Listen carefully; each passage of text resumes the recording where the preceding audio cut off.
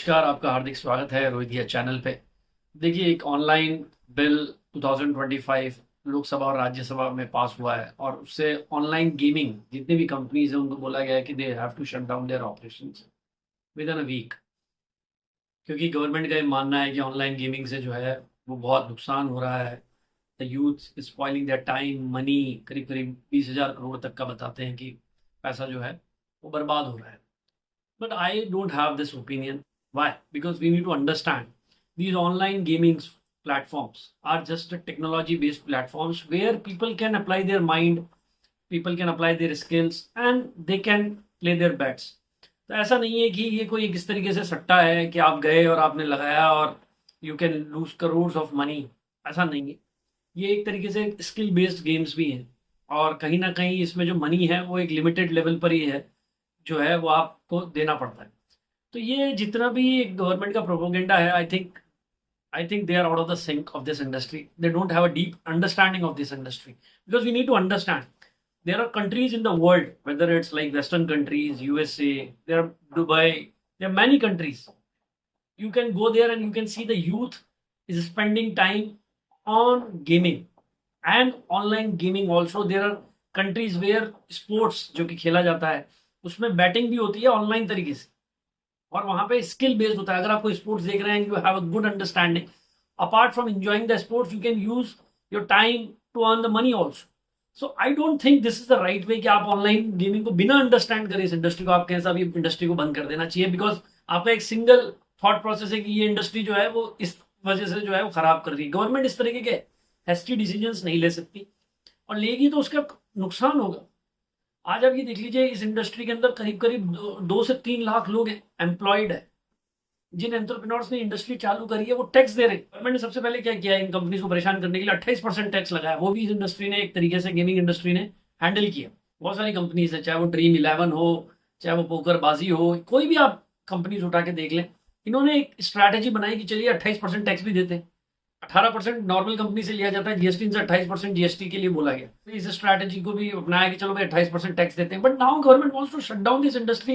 It is really one of the bad decision taken by this government.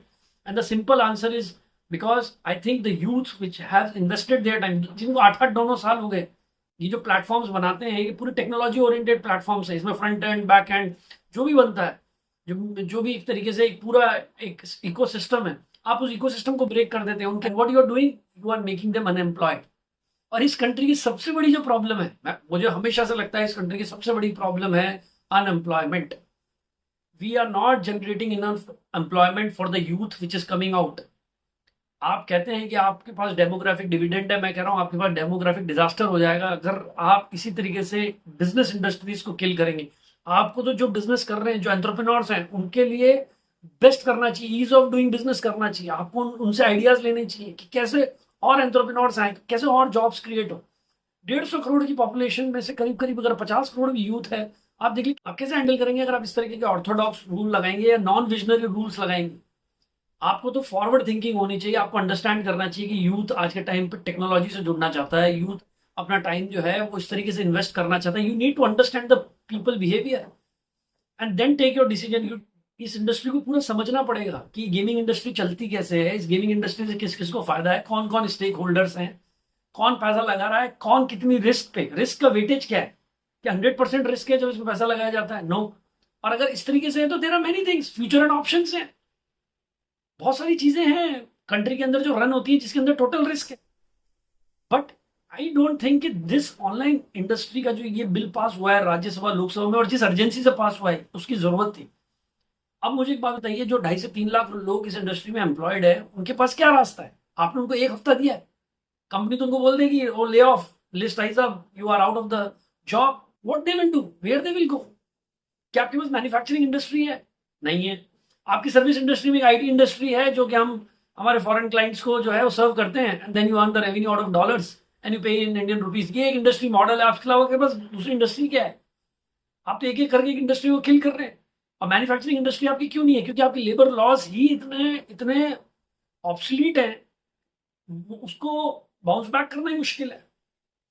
फिर आपने gaming industry को भी किल कर दिया जो कि इवॉल्विंग इंडस्ट्री। आपको तो ये सोचना चाहिए इसको कैसे बढ़ाया जाए।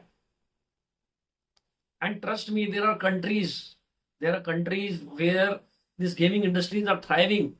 People are earning a lot of money, people are generating employment, and before killing any industry, you just need to think about the employment. So I think without any thought process, ये industry का जो revenue है, that has an estimation of more than $2 billion, and the tax जो pay करते हैं वो अलग. So you are just killing the industry which has a vision of $2 billion. And the other point is, Jin investors ने इसमें पैसा लगाया, जिन जो कंपनी चालू है उसमें definitely investors आए होंगे. उन investors ने जो पैसा लगाया है वो भी कुछ सोच के लगाया होगा. These investors are thinking यार इंडिया में ये सब कुछ क्या चलता है, रातों रात किसी भी जो भी इंडस्ट्री थ्राइव करती है उसको बंद कर देते.